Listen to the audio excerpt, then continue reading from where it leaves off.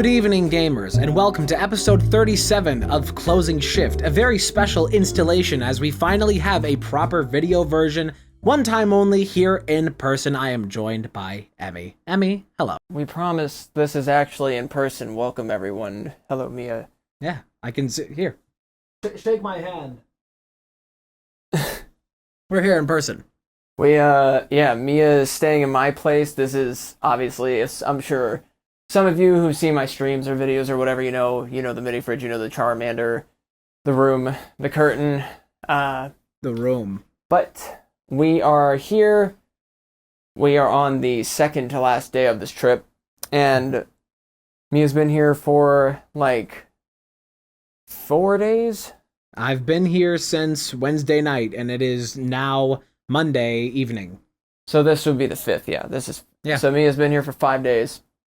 And I brought an opening question because we couldn't remember who had the last one, because we haven't put out the last episode yet. Also, sorry in advance that the last episode was so late, but we are going to put it out today as of recording this, which is Monday, so obviously 4 days ago you guys got the episode. Sorry, I just ripped that cord. And as you can see, I'm using my iPhone to record because we don't have two good mics. Mia's using my mic. Yeah.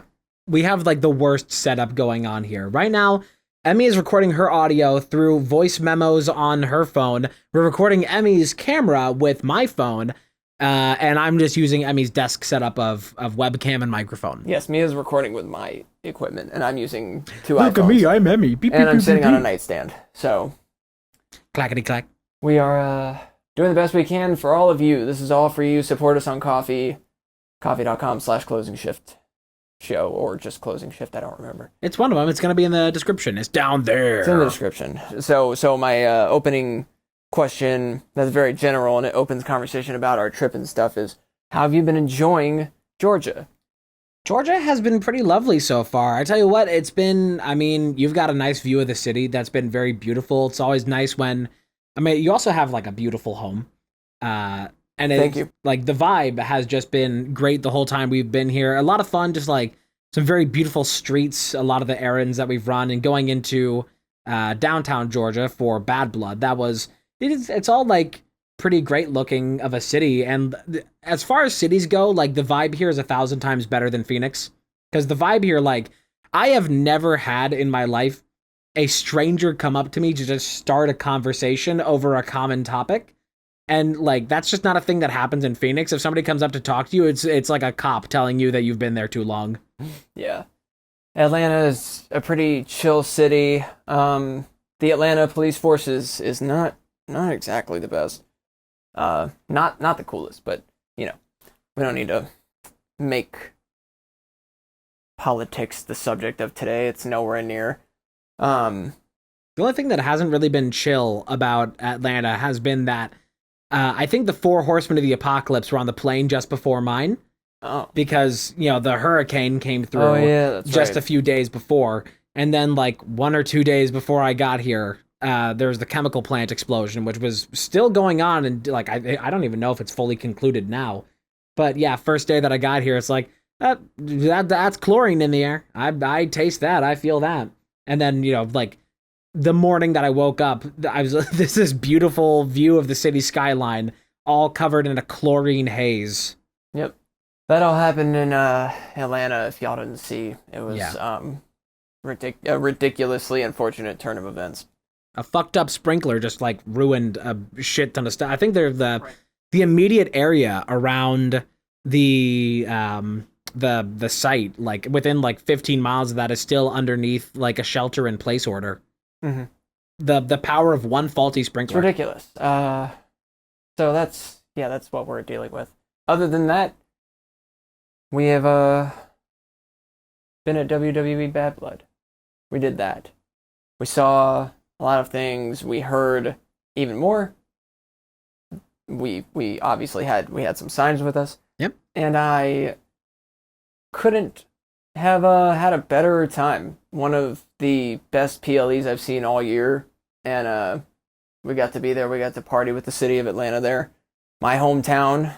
I love it here, and it was your first live WWE event. Not my first, my third, but still hands down the best one for me. What was your experience like? It was a very, very good time. It's one of those things that like nobody, all the horrors of going through like flying all the way out here, a 4-hour flight and dealing with airports and TSA and all of that.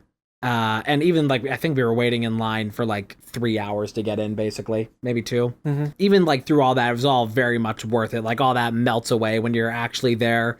We had like a pretty good view of everything. You did very good on that. We could see commentator's table, the ring, and the entrance. I did pick the seats. All lined up.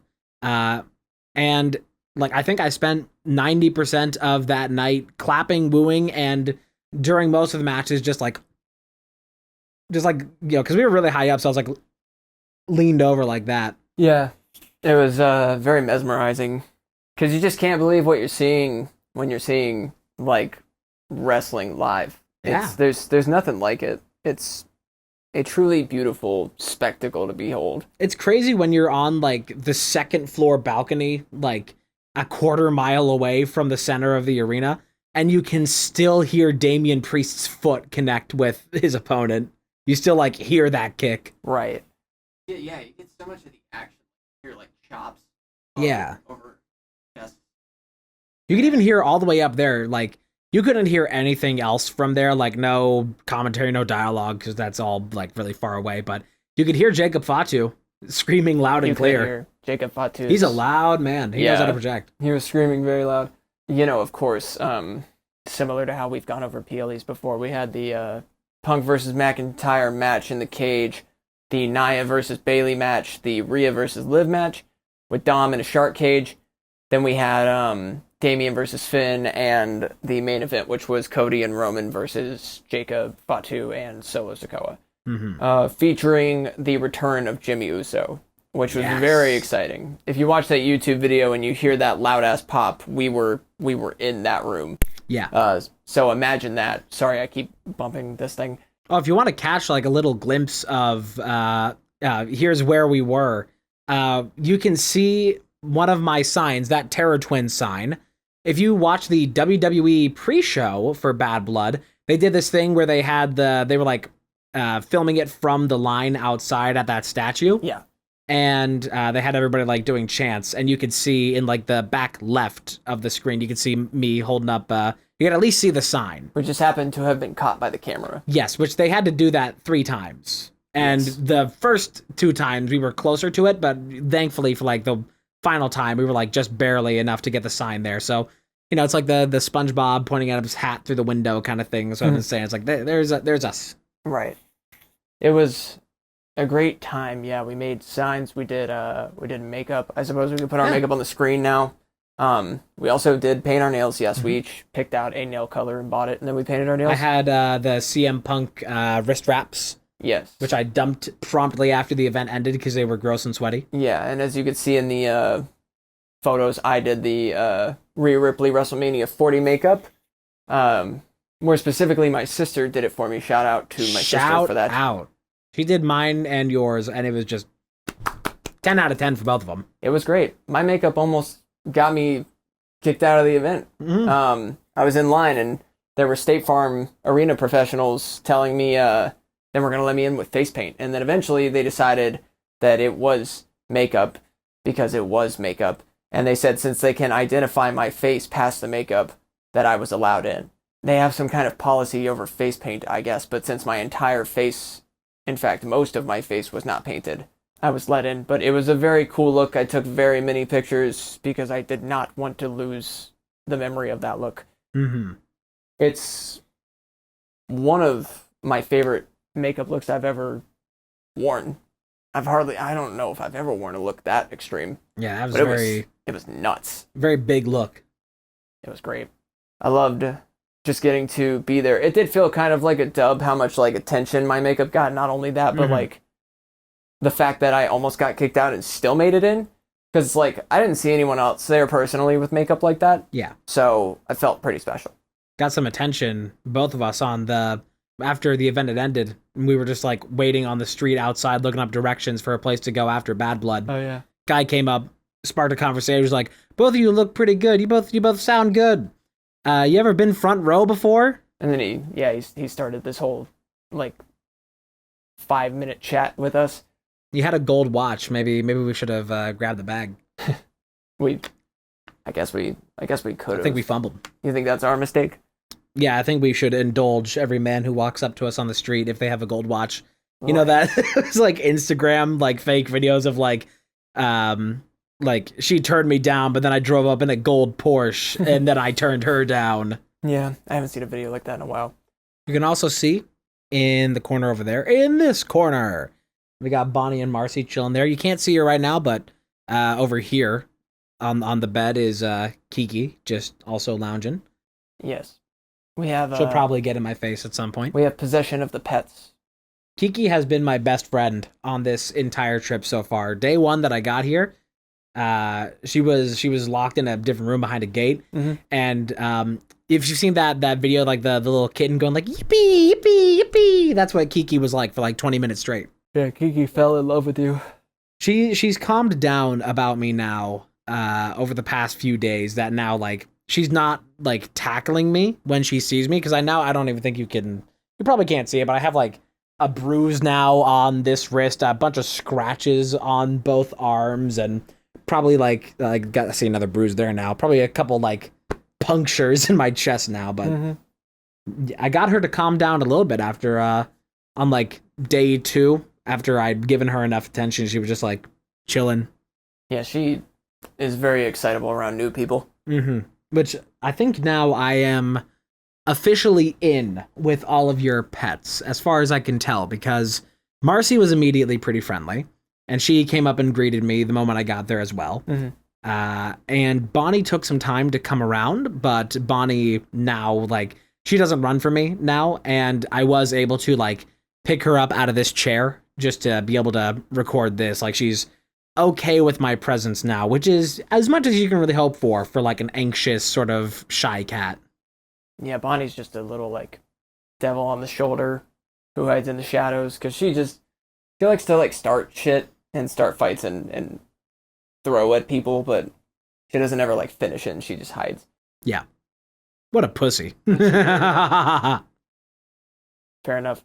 She did, eventually, she came around to you a little bit more. She was, like, they've only met so many new people, even. Usually when they do, they're still, they don't so much come to us. They like hiding up here, for sure, because they know they can get under the bed, and they know they know that if they're on the bed, they're pretty safe, which I'm thankful that they think that, but they're just little troublemakers. They are. They just run around at night like psychos. They have been, like, I've been sleeping in the living room, which is where their biggest playground is. They love to just, like, dash around literally all night.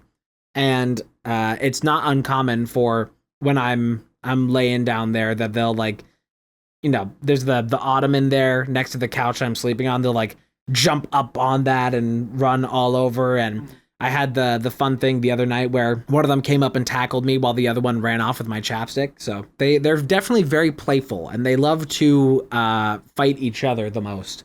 Yeah, they like fighting each other, and they like taking little cylindrical objects also.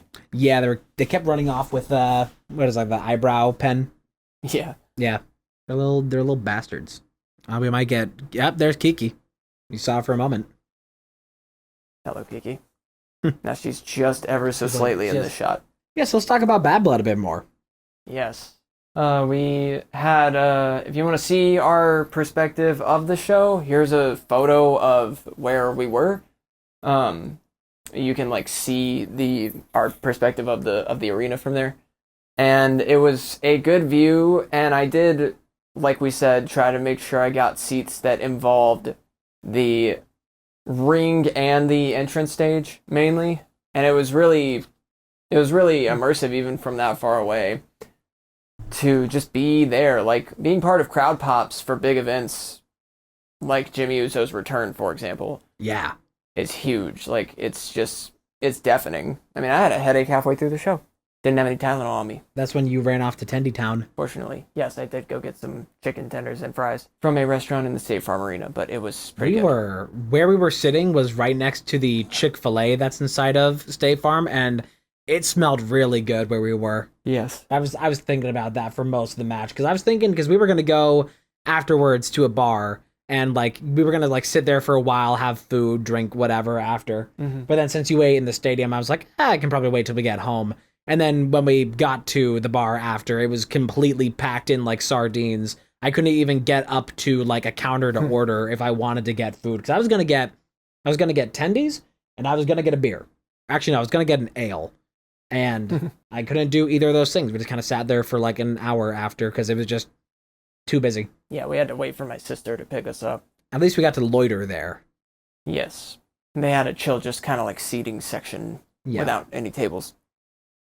But it was a fun. I mean, it was the kind of night you're supposed to have out in the town in downtown Atlanta. It was really fun, and it was really exciting for us to be able to do that together, especially.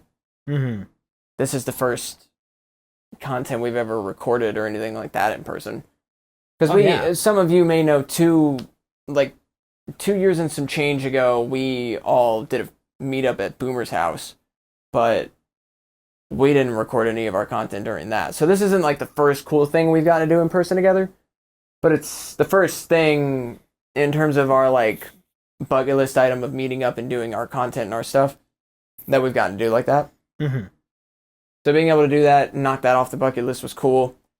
And you got to know that like we just got to be like us, you know? Like ever since I've lived on my own, I felt more free to be on my own shit, and so I feel like you coming here allowed you a lot of that too. Oh, yeah. I mean, I've never gone out in public with makeup before until Bad Blood. That's what we do. I've hardly even gone outside of my room in makeup before Bad Blood. Yeah, it's fun. Yeah. I mean, as a lot of you know, makeup's like one of my artistic outputs because it's just fun. I just think makeup is like a fun thing. It's been very nice in the 5 days that I've been here now that we were trying to plan a whole bunch of stuff to do while I was here just to like fill up the days with activities. But then as we found, like the first day I was here, like the first full day after I'd gotten settled in, like that day we just went to the grocery store twice. And then that wiped us out, and we just like watched Adventure Time. And we've been doing mostly like we've done a little bit of gaming. We did like Mario Party and Monopoly, Jeopardy, Wheel of Fortune, Family Feud. I think that covers all that we've played so far. But other than that, we've been watching a lot of Adventure Time, and that's been fun because I haven't seen a lot of it. And it's been a very nice thing to just kind of lounge and hang out and watch some good TV. Yeah, it's fun. Adventure Time is my jam, if you don't know about that. And I've always loved that show. So being able to just chill and watch it is nice for me. Also, pause. What were we talking about? You were talking about the experience of being able to share a show that you love. Oh yeah, I mean, doing anything in person is a lot more fun than a lot easier to have fun doing than like doing it over the internet, because it's easier to have your body moving around and doing stuff like that, sitting on a couch or whatever. It's like the way hanging out was intended to be. Mm-hmm. Having to adjust to kind of do things like that online is okay, but the best you can get is like having your cameras on. Yeah, I cat down there now. Hello. Yeah. They got up and moving. She is now on my thing I'm sitting on. Other one is still back there, but kind of behind the punk sign. She has gotten in this little crevice. Awesome. Hanging out, watching Adventure Time, and we got some cookies from the store. That was nice. Just munching on snacks, and even all the errands that we have run. We've been listening to like EXO and also one Mr. Kid Crow, and just like riding around, listening to all that. Just good time. Having a good time. It's nice to be able to live with someone than live by yourself. There's a very different vibe of hanging out in a Discord call doing nothing and hanging out in person and doing nothing, because hanging out in person doing nothing just like has a better feel to it. Mm-hmm. You can just kind of like do more. Yeah. more options of things to suggest and more options of like physically, I guess, available to you. Like you can make a lot of things work over Discord with like a camera, but not like a great deal of things that are actually fun. Yeah, there's like, I mean, we did after watching SmackDown the other night, and we were just like doing like dumb bits. And the dog. There's the paw of the dog. And now we're at a point where we're going to do a lot of content-related work tonight and also watch Raw post Bad Blood. And then tomorrow is Mia's last full day here. And then Ron and Coffee's going back home. Yep, little old me. And then I'll go back to being a digital person. And I'll go back to being Cosmic Emerald inside my computer. She's so ridiculous. She wants my attention so badly all the time. One thing that I don't think you've partaken in any of my culinary confections yet, but I've been cooking while I've been here. Yes, Mia has been using our kitchen. I've made to the fullest 2 of my usual breakfast sandwiches, 2 omelets, and my potato soup. And that's been the extent of. Oh no, I also made French fries, but should still be in there unless somebody took them. I doubt somebody took them. I made those after Bad Blood, where Emmy was brain dead at that point, and I was just like, you know, I haven't had dinner yet. My body won't give up until I eat something. And I have this gigantic bag of potatoes that, you know, because we went grocery shopping first day I was here, so got all my stuff for that. I was like, I don't want to leave like half a bag of potatoes that probably aren't going to get used up. Bad Blood did wear me the fuck out. It was like a new level of exhaustion. I was already like fairly tired before that, and it just depends on how I'm feeling that day sometimes. Like I'm usually a pretty like early bird in the morning and then go to sleep like sometime around midnight. It's preferably before, but that doesn't always work out. I mean, we went to bed last night at like 4 a.m. My sleep has been off while Mia's been here because we've been just doing things at night. Because staying up overnight on Discord is one thing. Staying up overnight in person is easier because you're feeding off the actual energy in the room, which is something I'm better at feeding off of. I used to be okay staying up all night and doing it, but that was more so because of my nicotine and soda addictions. Caffeine, I guess. I'm not really off caffeine, but I quit vaping in February. And now it's October. Yes, it's October. October 5th. This past weekend was my 8th month off of nicotine. And soon you'll have a nicotine baby. Yes. Yes. Love that was in frame. My pets are really jonesing for attention right now, apparently. They are. They're always full of beans one way or another. Bonnie's just not. Bonnie's pretty chill, except for when Marcy gets her riled up. Right. And Marcy loves getting Kiki riled up. One of the hardest parts about doing this live action setup the way that we have set it up is that I just don't have like the room for it. Oh yeah. There's like better ways we could have done it. I also just don't have like a major amount of equipment that makes this work well. Yeah. Like, given that you're recording this with like Apple headphones. Yeah, like this is one of the best mics I have to do this with. It would almost sound better if I had the SteelSeries like GG software to help the headset mic, but the headset wouldn't reach this far. Mm-hmm. That wouldn't reach this far. It didn't sound good in my phone. It worked in my phone. It just didn't sound good. Yeah, the audio for this episode is going to be so completely different from every other one. If you listen to this like audio only, you're going to be like, what the fuck happened? Yeah, no, this is like, I mean, if this is your first episode for some reason, then this is super not what our show looks like normally. If you were drawn in by our beautiful cabezas. Yeah, this is not what the show looks like normally.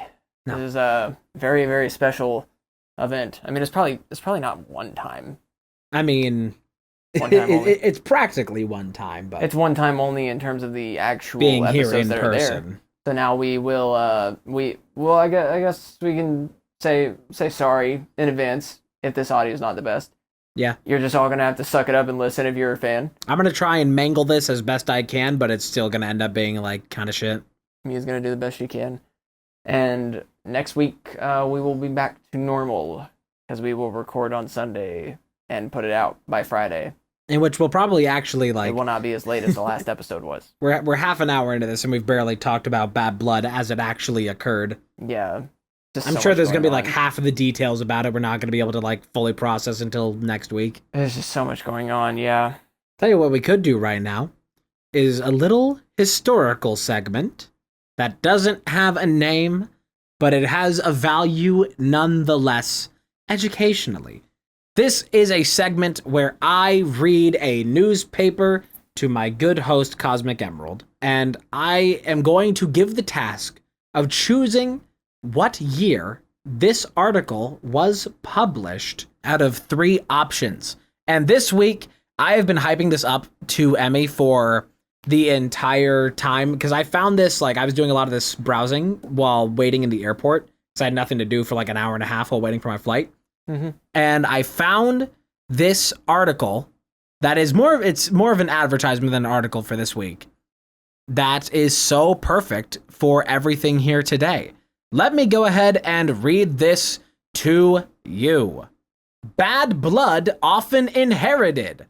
Bad blood does not always come as the result of careless living or indiscretions. It is a condition frequently inherited. Normal, healthy blood contains millions of tiny red corpuscles, which are the vitalizing and nourishing elements of the circulation, their office being to provide every portion of the system with its necessary strength and nutriment. In weak, impure blood, these corpuscles are lacking in numbers, and therefore the blood is not able to supply the proper amount of nourishment to the body. Bad blood manifests itself in many ways. With some, it takes the form of skin diseases and eruptions. Others become bilious and malarious, with sallow complexions, torpid liver, etc. Bad blood produces rheumatism, catarrh, sores and ulcers, scrofula, and like troubles. You know what the fuck scrofula is? I don't. Nothing is equal to SSS as a remedy for bad blood. It is the greatest of all blood purifiers, possessing not only the qualities to cleanse and purify the blood, but composed of roots, herbs, and barks that tone up every part of the system and assist in the creation of blood nutriment. SSS cures rheumatism, catarrh, sores and ulcers, scrofula, blood poison, and all other blood disorders. SSS makes good blood, and good blood makes good health. Book on the blood, free to all. Swift Specific Co., Atlanta, Georgia. Jeez. You see why it's so perfect? Yeah. Bad blood in Georgia. I do. Now, for this article, was this published in 1898? 1911 or 1935? 18 what? 1898. I normally write them down. Now I'm trying to memorize them all in my head. My brain didn't fully register a lot of that. I mean, it was mostly just junk of just like impure blood. If I had to pick, I would probably go with 1911 as a safe middle option. You would be correct. This is the Evening Star of Washington, D.C., published on January 25th, 1911, which I don't even know why they're advertising a thing for Atlanta, Georgia, Bad Blood in Washington, D.C., but that's a situation there. I've been holding on to that all week. Yep, I've heard numerous times about it. But there you go. I want to look up now what scrofula is. Do it. What the hell is scrofula? Scrofilu, sirivu, scrofula. Scrofula is a swelling of the lymph nodes in your neck caused by a bacterial infection. Cool. Oh. I don't know. You know what? They also said catarrh in there. What the hell is It's spelled catarrh, Catarrh. I have no idea what that means. What the fuck is that? Buildup of mucus in your airways. Okay. Huh. Good to know. Ain't that something? I found a whole bunch of other articles that were all wrestling related, but it was more like actual like sport wrestling. Except for there was some professional wrestling stuff where I did find that there was a wrestler in the 50s or 60s that had a Persian theme and was named Sheik. And I was like, is this going to be our guy? But it was not our guy. Not our guy. He's not the one. Yeah, I would have liked to have had a segment ready or something for this episode, but I didn't have time to come up with one. Yeah. We were going to do this like the day after Bad Blood, but then... Right. Yeah, we've just been... I mean, just the most basic of activities has had us like worn out for a whole day. Yeah, I mean, it's just like, you can never get enough time, and at the same time, you have too much. You gotta like do with it what you will, and We're just making the most of what we absolutely can / have to. Like, this was an obligation in that sense. We are going to do other content things, which you probably will have seen before this. Possibly. And other than that, like we said, just chilling. Played some, like, Nintendo Switch Sports. Played some game show games. Played some Shovel Knight at one point. We did. I forgot about that. Just doing different shit. We played Mario Party. We did it up all sorts of ways. I'm so afraid to touch my chest because of this cord. Trying to get a good compromise. This is as far out as this microphone goes. So I've been trying to, like, talk into this while also looking towards Emmy, but, like, yeah. It can pick that up pretty good. It's just this iPhone mic. I have been asked another favor. Okay. So I guess I've got to go do that. Sup. Thank you for joining us. You're welcome. I was asked a favor to preheat the oven. This is 60 minutes. It's hard to do, too, because you would think, like, why didn't you just spend, like, the 3 months or whatever planning out how you were going to do this? Because I don't know. I'm busy. I don't know. I was paying my bills. Yeah, like... I was working and trying to fucking survive. Do you know how much money was spent this week on groceries to live and water to drink because there's chlorine in the air? Like, yes, I also would have enjoyed being able to just, like, have this room in an arrangement that was set up to do this podcast regardless. And we still have to set it up to do streams if we're going to do that, which we are headed towards doing at the moment. And besides that, it's just, like, what do you expect? You know, I'm just now remembering that on the night before when I was packing up everything, getting ready, there was one thing that I looked for that I had to turn my room completely over to find, and that's going to be waiting for me when I get home. Nice. That's going to be great. That is unfortunate. There's another cat. Hello. I spent the time before the trip rearranging my room to be what it is at the moment. And the reason I did that is because I needed to make it look better. It was in disarray. It was terrible. So I guess we should talk a little bit about Bad Blood. Yes. Talk about first match of the night, best match of the night. Drew McIntyre, CM Punk, Hell in a Cell. Coming back after 26 years, Bad Blood. When it was there before 26 years ago, they had Hell in a Cell. Comes back, also Hell in a Cell. And it was a bloodbath. Yes. It was incredibly, distinctly bloody. You could never imagine, hello, you don't need to be involved in this thing I'm doing. The way I described it after the match was that, like, both of them and the ring looked like a basket of buffalo wings. Yeah. Imagine the ground of a basket of buffalo wings that are, like, cheap or whatever. Also, another fuck you to all the people that are like, oh, wrestling's fake and gay. Drew McIntyre had to have 16 stitches put into the top of his head, his cranium. Staples. That's right. Staples, not stitches. He had to have 16 staples put in the top of his head because he got it bashed in with a toolbox. And after, like, he landed really fucking crazy on a step that, like, really could have, like, hurt his spine. I don't know how that's going to be. And then getting his head bashed open by a toolbox, and he still went and finished the fucking match. That's GOAT behavior. You guys haven't seen dedication until you've seen wrestlers go through all the shit they go through and then continue to do this fucking wrestling. I mean, when you're watching it on TV, it looks brutal, but when you watch it in person, you can, like, it's easier to hear the impact. Mm-hmm. I don't know how they make it done so well, where you can, like, even from where we were so high up, you can hear, like, the ring. This is how auditoriums are built. That's where the Auda in auditorium comes from. But it's the way you feel it so hard when they take a hit. Oh yeah. It's just a different kind of magic.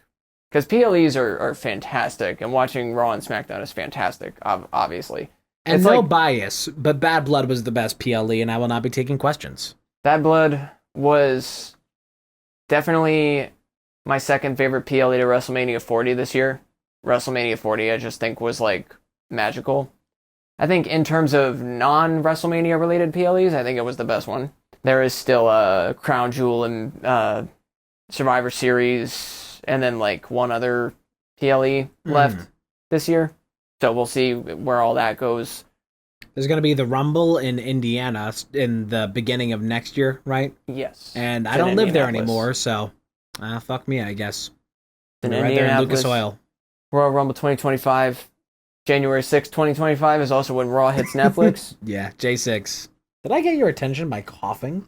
What's wrong with you little freak? Get out of my face. Kiki, back the fuck off. See what I gotta put up with? She's trying so hard to get into your lap. She is. She wants so. She is such like an attention hog. She wants to be on camera so bad. Back up. Thank you. She listens to me. She loves me. She only kind of listened to you. Well, the thing is, if I say it twice, then she'll like actually like. If I say it once, then she'll get out of my face. If I say it twice, then she'll leave me alone. It's difficult to manage this amount of animals. Yeah, there's while you're 3 animals in this room trying to record. Well, 5 animals in this room, truly. When you're in person, you have to understand the outside influences that can affect you. Because, like, we are recording our show across Discord digitally, and noises can get in the background of our microphones. But that's extremely more easily preventable than we, like, both have to sit here and, like, watch all 3 of these animals and make sure they don't, like, do stupid things. Also making sure that, like, recordings don't randomly stop and that everything's, like, just functioning correctly. Yeah, it's just really suffocating having to do all this setup. It feels like we're getting a bunch of friendship bead bracelets shoved down our throat. Being in person is so much worse. I mean, I take back everything I said. From a production side, it sucks. It's harder. But from the vibe, this is nice. It also has a lot to do with this apartment and its size. And the size of this room in particular. Yes. Because this is where all the equipment is. Regardless, I believe the second match of the night was Damian Priest and Finn Balor? Yeah, I think so. I think so. That match was good. Your good standard non-title related match. Yep. Was very respectable performance from both participants. Damian went fucking ham. Damian won the match. It was very good. Also, to circle back for a moment, if you didn't see, CM Punk won the Hell in the Cell match. He also fell down on the way to the back and had to be given an oxygen mask. I am uncertain if that was kayfabe or not. It's probably kayfabe. Some people were saying, like, was it real? I mean, they've got to, like... He's definitely, like... All of them are pretty fucked up from that match, but that is, like, probably to help sell him being, like, gone for a bit after that. Right. Because if they're going to be, like, I don't think either of them are going to be on Raw. They just ended this huge feud. I mean, I don't know what they're going to do. It's, Triple H talking about Hell in a Cell, like, this is when words fail, there's nothing left to do but to beat the shit out of each other. And they did. It was a breathtaking match. It was beautiful. It was beautiful. True cinema. And it, the story moments of it at the end of it also just wrapped everything up very beautifully, poetically. Mm-hmm. And CM Punk got another friendship bracelet with the fan that made him the first one in the first place. I guess she was there, and they took a picture together with their Bad Blood bracelets. Not surprised. Back to Damian and Finn, though. Back Damian and Finn. That was... You got a pretty good picture of Damian's walkout. Let's throw that up now. I did. It was very cool. It made the lighting look nice. It was like a very cinematic shot unintentionally. I was just like... I'm not sure what made me want to take a picture specifically of that. I think it just did look cool. Yeah, like the fog rolling out and everything. But it was just like, I mean, Damian Priest is just awesome. Like, that's the word that comes to mind when I think of him. Yeah. It's just fucking awesome. He's just, like, really fucking cool. Everything he does, I mean, like, the first thing that comes to mind is him standing behind Dominic and Liv in the top of the stands with that one thing. It's like, now we know where you are. And then he's just like... Yeah, he just stands there like... straight out. Bros got aura. That was a good match. Nothing crazy. Well, was there no interference in that match? I believe there was. There was JD McDonough. I think JD McDonough and Carlito did try to interfere, but he blew them off pretty quickly. Yeah, Carlito was there. And that's cool. So much to like. That's cool. There's so much to remember because there were a million twists of the night. Oh yeah, there were 3 different returns, and like it was just like, what the hell, like. Yeah, we got so much more than we paid for. Oh yeah, it was so exciting. Like, can't believe a few $100s gave us that. Yeah, because I've been to WrestleMania before. That did not. I mean, granted, it was WrestleMania 27, and if you know anything about wrestling, you should know what WrestleMania 27's reputation is. Mm-hmm. It was a big deal, and it was in Atlanta. It was in what was the Georgia Dome, is now the Mercedes-Benz Stadium, and I just keep freezing. It's tough. I'm not used to doing content like this either anymore. No. Like I'm used to just sitting in my chair and being there and fiddling around or whatever. Moving on to I believe, what was the Nia and Bayley match? Yes, that'd be correct. That match started off pretty standard. It was pretty cool. I actually was not there for the first half of it, I think, or something like that. Yeah, because that was when you were going to Tendy Town. I went to go get some food and went to the bathroom, yeah, and then I came back. And then after I came back, we had a Tiffy entrance. It was Tiffy time. Yeah. And she came out, and everyone got excited. We were all chanting, like, cash it in, cash it in. And then she almost did. And it was really exciting. Everyone stood up when Tiffy came out. She couldn't cash it in because Nia Jax had flopped over on the ref earlier and knocked him out. Nia Jax also had done the, Undertaker sit-up and looked at her. Yes. So, didn't go well for Tiffy. So we did not get the Tiffy cash-in, which is unfortunate because we wanted to. Yeah, they're holding that one out. There were a couple moments that really seemed like they were about to, it should have been the moment for them to happen, that then got delayed even further. And I think that is going to be a point of controversy, is that now, of course, it's Nia Jax being women's world champion is not, a position anybody wants her in.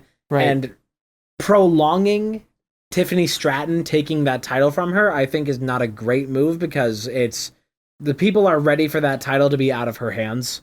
Right. And I think that's just a bit there's no point in teasing it at that amount.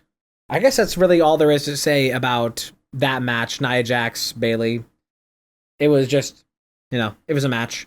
It sure was. It is pretty nice though that by the latter half of it, the audience was able to get into it. It regardless of the actual quality of the match, if it's just a standard kind of match, nothing too special, nothing crazy, it is still. There they go.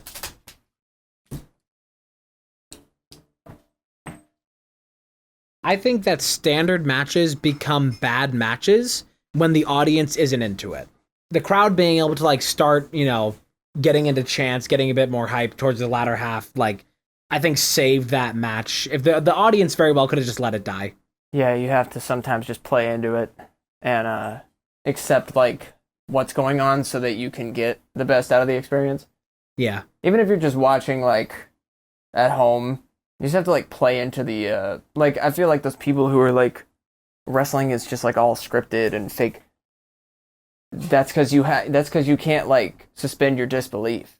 How you go to the movie theater and you know that all that shit is fake, but you're still emotionally invested in it. Wrestling is the same thing. It's just on a more real level, because a lot of it is real. Things are wrestling, it is annoying when people just talk about it being fake, because it's not just that. It's you step into, when you watch wrestling, you are expected to step into the ring.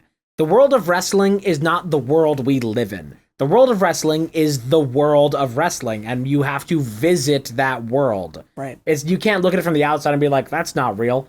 You engage with it, indulge yourself. If you're going, if you're going to go there to have a fun time, try to have fun.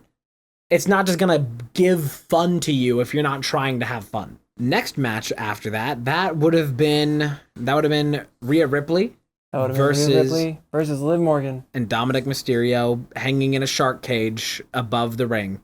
Yes.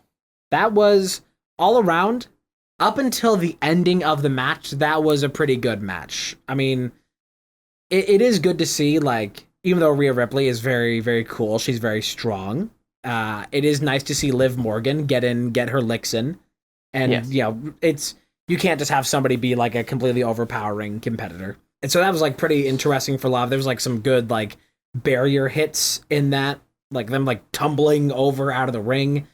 Some really good moments there. And then biggest thing of that was Dominic Mysterio falling out of the cage right towards the end. Being held up only by a chain attached to his foot. Yeah, and just being in the audience at the moment, everybody just went, "Oh shit!" I actually had happened to miss that moment. I did not see it, but I heard it. I heard it in the audience. And then Rhea grabbed out that kendo stick and turned him into a piñata. Yes, Rhea Ripley said, "Happy birthday to me," and then wailed him with the kendo stick. It was beautiful. There were a lot of moments, Stuff like that, where I was just like, yeah. It's entertainment. Called World Wrestling Entertainment for a reason. It's pretty great. Not only is it wrestling, it's also plot and lore and stories.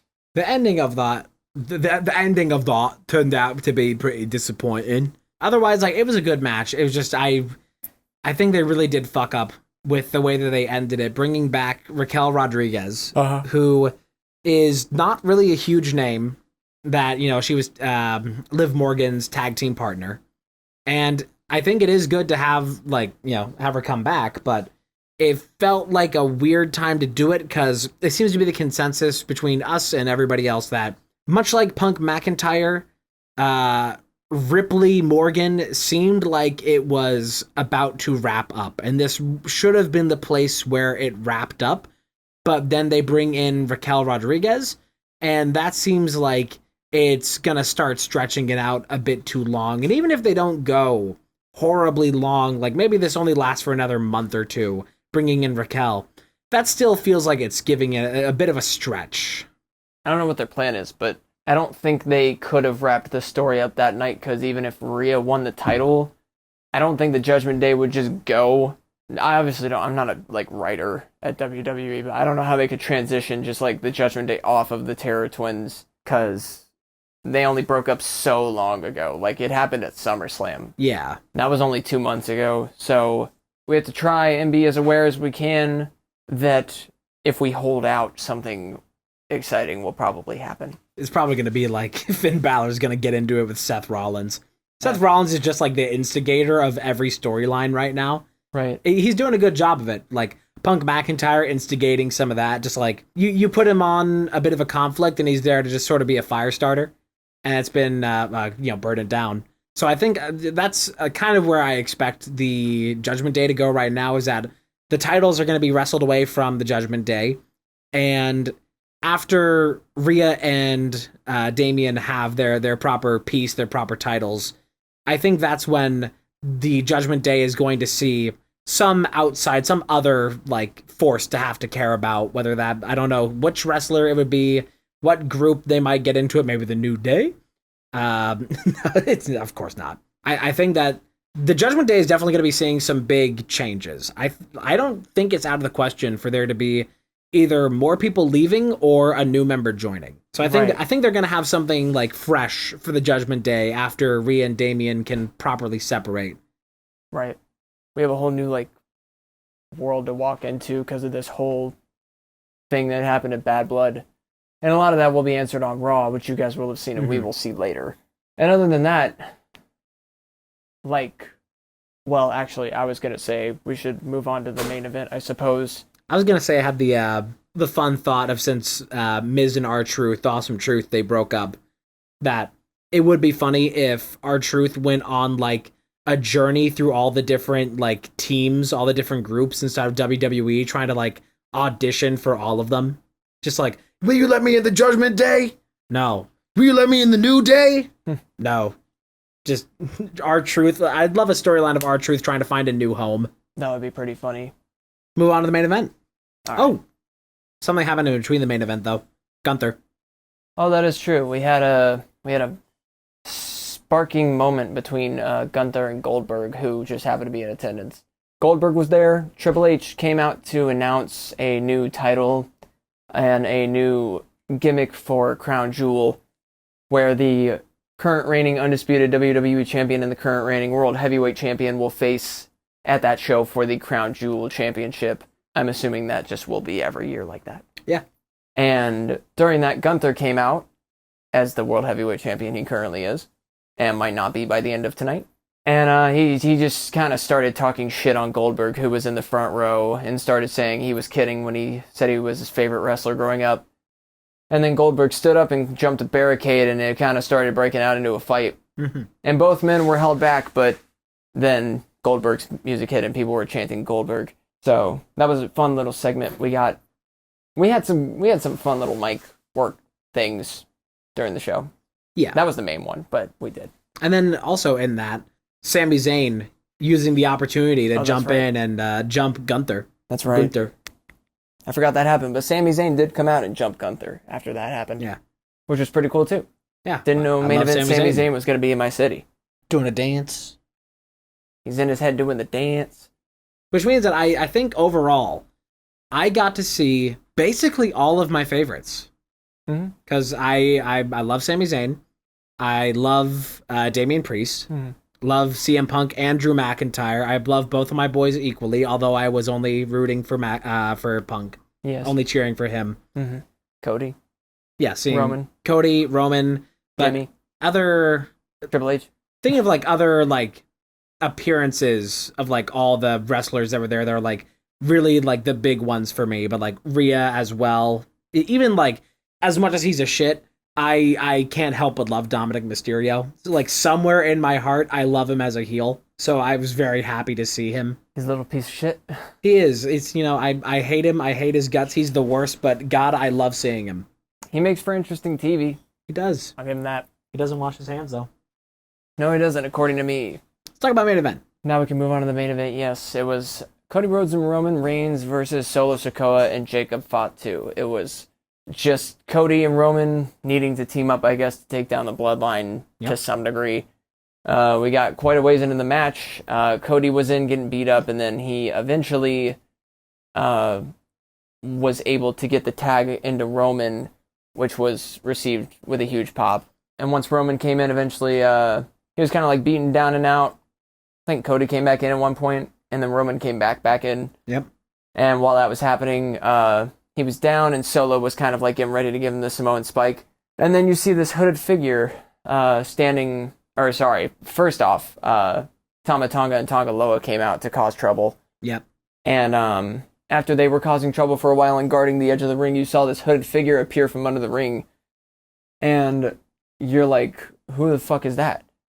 And then Tama Tonga goes to pull his shoulder, and he hits super kick, takes off the hoodie. It's revealed to be Jimmy Uso is back. Hell yeah. You see those very noticeable dreads, and it was the biggest pop of like the whole night, I think. I could tell just from the moment I saw the super kicks. I was like, oh my God. Oh yeah. It was a beautiful return. It was amazing. Jimmy helped distract Solo. Roman got the spear, won the match. And afterwards, Jimmy and Roman embraced in a hug in the middle of the ring. Also to a huge pop. Yep. And then Cody came back in, and they just kind of had their own respectful ending. But then the Bloodline started beating up on Cody Rhodes as Jimmy and Roman were walking away from the ring. And then Jimmy was like, I'm going to do what you're going to do. You gave him your word. Are we going to go back? He said he's with you. He gave you his word. And then Roman decided we're going to go help Cody. So they did. And they had kind of a respectful moment to end out the show. Which I think is like a 2% shift towards Roman being more face. Oh, yeah. He's starting to make that shift a bit more. I think that's 100% the direction they're heading. Which is pretty great. And they had that moment, and it was very cool. And it was kind of just respectful. And then we started to smell what The Rock was cooking. Because The Rock just showed up out of fucking nowhere. The lights got blue, and then you just heard it. And it was just a crazy-ass pop. He counted down from like 3 with his fingers, or counted up to 3. At that point, I had already like screamed my throat out to a good extent, especially for Cody Rhodes' entrance. There was a great like marching band segment for like playing his theme before his actual theme when he walked out. And so the crowd was singing for both of those. And it's definitely a very fun moment getting to be there for Cody Rhodes' theme. Any theme that has like that kind of like interactive element is just a great time. Mm-hmm. But at that point, I already screamed my throat out. And when Rocky came in, I was so confused in that moment. And I wasn't like cheering. I wasn't booing. I was just, all I could say was like, why? Why the fuck are you here? When The Rock's music hit and I heard it, I was just like jaw agape. I was just like, what? Like, I don't know if confused is the right word, but I certainly was shocked. I was not expecting to get The Rock return. I'm not a fan of Mr. Johnson himself, so I was like, this fucking guy. I wasn't really like mad or excited. I was just like, what the fuck? And then he just walked out and he gave his like 1, 2, 3 count, whatever, really slowly, and then he gave like a knife across the throat motion with his hand, and then he left. And that's something only The Rock could really do. So I'm assuming on SmackDown all of these different things will continue. It seems like there is something to do with Rock pulling some strings in terms of the new bloodline. Now, something so we'll have to figure that out. We are going to have to see that it was only captured by fans after the show. They didn't have professional cameras or anything on it. They relied solely on it being like this almost like ARG kind of thing of fans like recording Cody Rhodes and Kevin Owens outside of his trailer. Mm-hmm. And Kevin Owens just fucking like beat the shit out of Cody Rhodes. Yep. And the best I can understand of it is Kevin Owens being pissed that he teamed with Roman. But I think that we're going to see like a heel turn for Kevin. I was thinking before that we were going to have like a Cody heel turn as he teams with Roman, that it's like, why are you teaming with the enemy? But now Roman isn't really much of an enemy. And he doesn't really have much power outside of his like few people that still side with, because the bloodline is now mostly Solo. So his power is mostly like his small, like closest confidants. He's not the biggest evil right now. So no, we're not going to get Cody heel turn, but we are going to get Kevin. That's kind of the part that they want out of PLEs, is they kind of leave you asking more questions than answers they give you. This was a good one for that. You know, obviously, like, WrestleMania 40 wrapped up a lot of things. It concluded a lot of things. We knew where a lot of things were ending because of it. Mm-hmm. This is one of those PLEs, like, it happened with SummerSlam, it happened Bad Blood, where you're just like, what the fuck did all of that mean? That is just pure engagement I guess farming. Money in the Bank, we also were like really confused after that. Money in the Bank also happened because Punk screwed McIntyre out of the championship for the third time. Yeah. At that point. Or no, I think Clash at the Castle had already happened. I think so. Or maybe not. I don't remember too well. It was for like the second or third time. All of you can go back and listen to our episodes on it and tell us we're wrong. I believe Backlash was the first time he screwed him. But Bad Blood did happen. And Bad Blood was shed. It was. It was a lot of blood just there in the first match. Yeah. I think overall it is like it's as close to a 10 out of a 10 as I think a PLE can get for me. It was beautiful. It was like, you know, no bias just for having been there in person. Like even like going and watching clips of it, and like one fun thing is that, you know, rewatching Bad Blood online is that we're going to get to hear like the commentators table, which you can't hear in the arena. Yes. So that's going to be like a fun added bonus, is hearing Michael Cole. It's a lot of fun to hear the commentators. It sells a lot of the material. We get to re-experience Bad Blood in a different way. And that's what the crowd is. We've already rewatched a lot of it. They put the highlights on YouTube for the Hell in a Cell, and weirdly enough, they did not include Punk's amazing finisher. They just ended after the failed Claymore. If you have Peacock and you still haven't seen Bad Blood for some reason, I would recommend giving it a watch. Give it a watch. And if again, you're sensitive to blood, sign in the pre-show. If you're sensitive to blood, then don't watch the first match. Yeah, take your sensitive ass back to Facebook. But it truly was a event to behold. Ain't nothing like it we've ever done. Yeah. Closing Shift has now officially knocked out a WWE PLE. It's one of those things that after having experienced it one time, it's like, God, I wish I could just do this regularly. I wish that like every couple months I could just like go to a PLE. Because it's just electric. It's a lot more fun than watching it on the computer. It's just more the energy. I mean, it's like you said, it's electric. It's great when you're in a gigantic stadium watching the thing where you can actually properly express your excitement in the moment. Oh, yeah. Because you can just shout with the crowd as opposed to being like, whoa, that's pretty cool. Okay. Well, they don't have like a live chat, but I know what you mean. Like, yeah. Because we watch it in Discord. We watch WWE in Discord all the time. And it is fun, you know. There's a level of having the comfort of my own home in that I appreciate. Mm-hmm. But, you know, just like doing some banger makeup, like dressing up, making signs, feeling the audience's rumble in your chest. There's literally nothing like it. Hey, what I felt a pretty nice rumble through that, because as a frugal Midwesterner, we did get drinks before the show. We got concessions, and at the State Farm Stadium in Atlanta for about $10, I think about $11, you can get a bottomless soda fountain cup. Yep. And well, here it is now. That's what it looks like. It's aluminum. There it is. Reusable. Nice. Yep. I think I drank 5 of those throughout the course of the night. I think I had like 2.5. We were positioned where it was a 30-second walk to the soda fountain with like no line. We were right at the edge of our row as well, so we didn't have to like go through any people to get refills or anything. So I could just like stand up, walk 30 seconds, get a refill of Diet Coke, walk right back, and yeah, I just, if I'm paying like $11 for soda, I'm gonna get 5 sodas. Very convenient. Yeah. I would have had I had more in me, but I didn't. I consumed as much as I could while I was there. I had a very emotional night. Cried a lot. You did. You cried the moment that CM Punk's theme started. You were gone. I cried like the moment the show started. Yeah. Samantha Irvin. Yeah. We got to see her because it was in all amazing. of her beauty. She sang "God Bless America" and it was beautiful. It was beautiful. Make me a real patriot. God bless Samantha Irvin. And then she and Rhea Ripley and who else was it? Kathy Kelly. Kathy Kelly all had their coordinated outfits. Yes, they were all wearing red. Yeah. One of the other women who does commentary or interviews did. I just forget her name. Yeah, a sad Jackie thing. Redmond. Jackie Redmond. Yeah.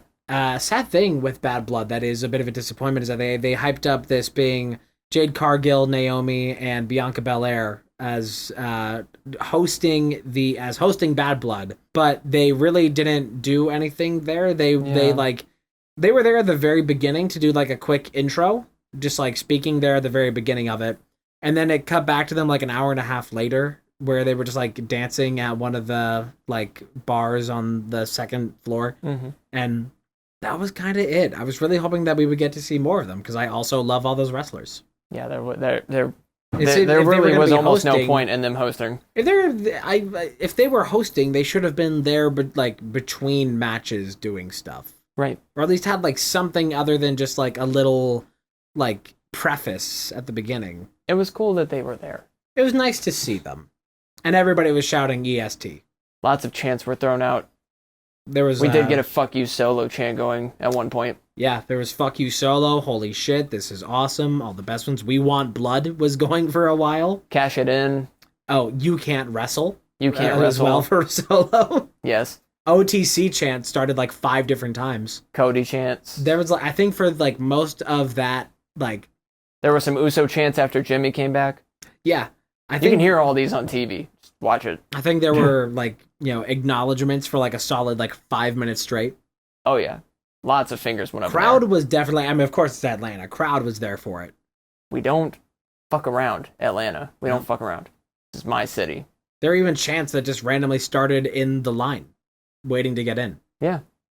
Although really fucking annoying was that the person came out from State Farm Stadium who was like trying to explain rules to people as everybody was standing in line. And like she wasn't the loudest, but you could still like kind of hear her from where we were. But the people next to us were just like, "What?" Like talking, just shouting over her, trying to explain the stadium rules. And they're just being fucking assholes, just going, "What? What?" It's like, oh my God, this is her fucking job. They had to do it like multiple times and had to walk through the line to do it because just people were being asses about it. And the rules were like super weird, but yeah, Yeah, because we had to get it with your makeup. That we got up to like the front of the line where they then filter you out into sublines for metal detectors. And the person there was, stopped you for your makeup. Mm-hmm. And you were like, well, is there like at least anything I can use to like take it off, like remove it with? And then she's like, oh, let me go check. Went and grabbed a different security guy who was like, no, this is fine. You can clearly see their face. This isn't like breaking our face paint policy. And so then we were able to move through the line. We got up to another metal detector where then we reached that where they stopped us again and were like, no, you can't have the face paint. They had to bring the same guy back around to that line to be like, no, it's fine. And then we got let in and the lady at the door complimented you on it. I created a disturbance. Yeah. A few of them gave me compliments. And also, me being me, wearing a little bit of Rhea Ripley makeup, just standing inside waiting for Emmy to use the restroom. I got so many looks. So many looks. Not good ones. I got some compliments from people who were there also, just not like a ton. More so in the line than actually in the building. But it was fun. I wanted people to see it. That's why I wore it all over my face. Yeah, just there for fun. Yeah, it was a good time. A good time was had by all. And we'll never forget it, I suppose. It's definitely going to be very, very treasured. And it's nice now that I can say, with so many of my favorite wrestlers that now I can just be like, I saw them. I got to see them at Bad Blood. Now I have like a personal relation to them. Yes, you only have to do one thing once to hold on to the experience forever. And that was Bad Blood for us. Let it be known. That was Bad Blood. 2024, Atlanta, Georgia. Closing shift was at Bad Blood. We were. If I ever, I'll probably watch back through the actual, full feature Bad Blood at some point. I don't know if you could ever see. We were, in camera shot. In theory, we were in camera shot, but whether or not we were actually, visible in any of it or the sign. You guys saw it earlier in the show, but yeah, we were quite far up. There might be, a little remnant where, another spot where I can, point at. Possibly. I think I was, the only person up in our section holding a sign, too. Except for, the 1 or 2 times I did. Yeah. I didn't hold up signs as much, but I also didn't want to. What was going up in our segment was somebody down by, the balcony edge who was fucking vaping during the show. Even though that was all supposed to be confiscated by security going in, they got it through. I don't know how that got through. Yeah. But it could be, I don't know. I guess they didn't check, the employees setting up the Dragon Ball shit. Because they were going in through, side entrances and all that. Yeah, I don't know. Somebody could have been, working that and then watching the show, and they just stashed it somewhere inside. No idea. Brings back the 80s wrestling for that. When you see just smoke going up in the stadium. Bring your cigar while you watch wrestling. That's one of those things, if you look at, old pictures of, wrestling, boxing, all kinds of live sporting events in, closed arenas like that, is everything looks hazy, and everything looks like it has, everybody's using flash photography. Right. And so that's not a look that you can emulate today, because the stadiums aren't completely full of smoke and people aren't using flash photography for everything. So there's not you look at pictures from the 70s and 80s of these sporting events, and there's a very distinctive look to them because of those things. Yeah, nothing about that is the same. We have evolved. We now have cameras with better exposure. And we have flashlights on our phones. And security that are supposed to confiscate e-cigarettes. Can't win them all. Can't win them all. Was that a good place to wrap up? Yeah, I think we, it'll come out about hour 10 or so. Got a good normal length-ish episode, a little longer. Thank you all for tuning in to this special edition live-action episode of Closing Shift covering Bad Blood 2024. We will see you back in the normal format next week. Peace out.